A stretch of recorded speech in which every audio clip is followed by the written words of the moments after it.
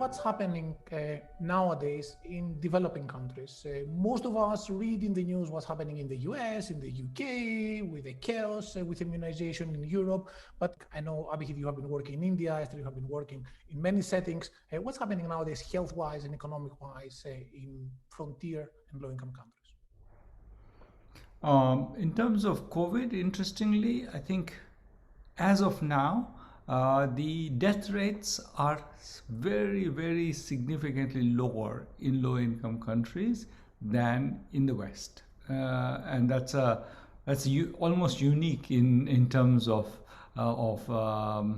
such global events. So it's and I don't think anybody has any idea of why. You have some hypothesis. I mean, that, for example, it's a younger population, or that is a population that's more exposed to diseases, so it has more resistance. But I think none of those stories fully explain what happened, because in fact the infection rate went up quite high and then fell. And so all these explanations would suggest that there would be some, it could be level could be low, but in fact you see a very steep rise and a steep fall as well, and that's certainly somewhat puzzling, and I don't think anybody has a credible explanation of what happened.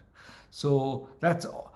Now, given that, the economic reaction was probably, in retrospect, maybe an overreaction, in the sense that there was, in several countries, including India, the economy was completely shut down. Schools are still essentially closed. After 10 months, schools are closed. So that's a huge amount of learning loss. So there's been a series of actions which, in retrospect, look more extreme than they might have been. But I also would say that this is 2020 hindsight, because it's not, we didn't know this. We didn't know what's going to happen. So I don't blame people from taking hardline decisions, but the consequence of that, I think, highlights the rigidities inside the economy. I think India had a very well enforced lockdown, and GDP fell quarter on quarter by 24%. That's a number that's almost unthinkable.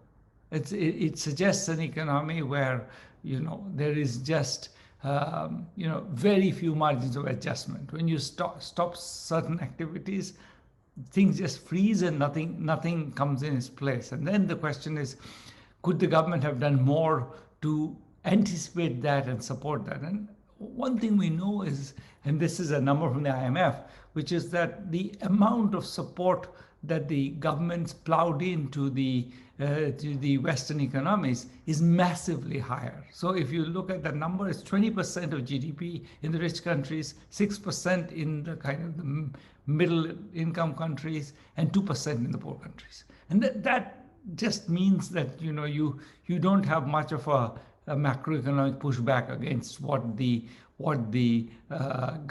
policy has done, and as a result, the economy went into free fall. The question is not so much did at any one point of time poverty climb up a lot, but whether that's going to be, how sticky it's going to be, or will the economic well-being return very fast? And that's where I think a lot of the speculation is now.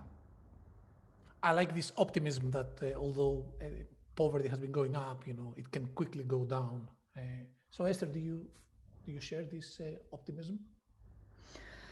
Well, starting with what we know about the recovery so far is not only we know that some countries' fall in GDP has been precipitous. So for India, it's the lowest recorded in the world.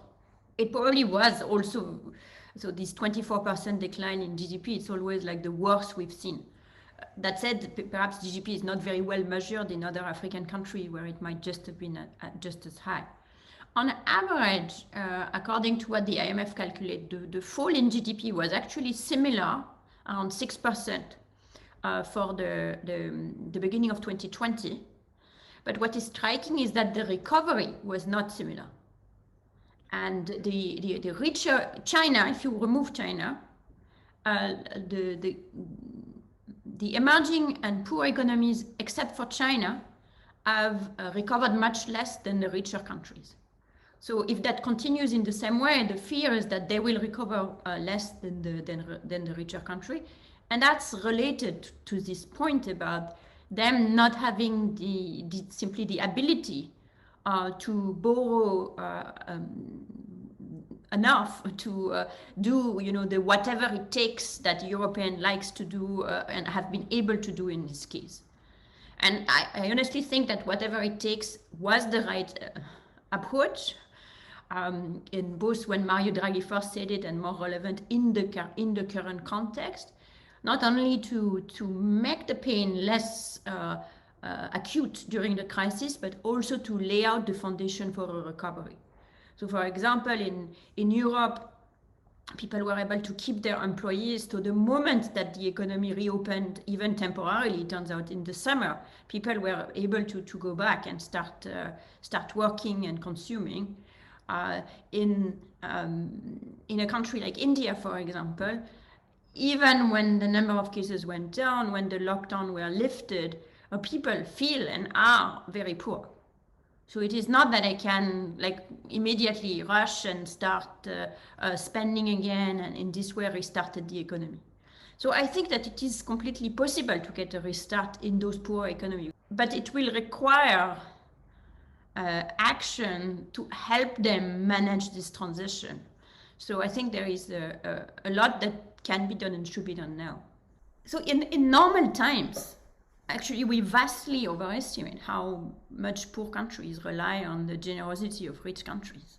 Aid is like a small fraction of most developing countries' budget, even very poor countries. It's only tiny countries that are very poor and that have strong relationship with the former colonial power that aid is quantitatively important in the budget. And then it's 15%. And then it's 15%. So it's 50%. So I think in normal time we totally exaggerate the role of aid. In fact, so for normal time, aid is, especially from the traditional rich country like Europe, the UK, or the US, is quickly barreling toward irrelevance. It's neither good nor bad. It's sort of inexistent. So, but we are not in normal times. We are in times where the rich countries had felt the need, rightly, to borrow tons and tons, trillions of euros and dollars and pounds to sustain themselves. So they borrow against the future, which they can do. The interest rate is almost zero, and this is clearly the right thing to do. But the poor countries don't have access to this borrowing. If you're Togo, there is no way you can go on the international market to do the same thing. So it is the time where basically the rich country need to add an epsilon on the amount that they are borrowing for themselves to borrow on behalf of the poor, because the poor can't do it. They just don't have the scope to do it. And so I think the financing question is very is not genuine in the circumstance we are in, because after all, we don't feel any financing problem for ourselves. So in the same way, this is how we have to think about it. It's very much the same thing that we borrow as governments, because we know that mom and pop cannot borrow on behalf of themselves.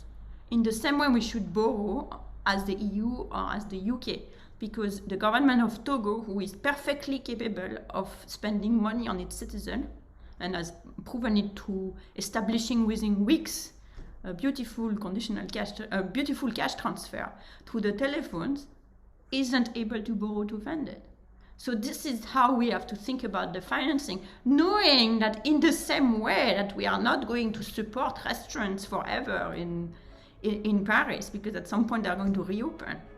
We won't need to support Togo forever for their cash transfer system, because they'll go back to finance it for themselves.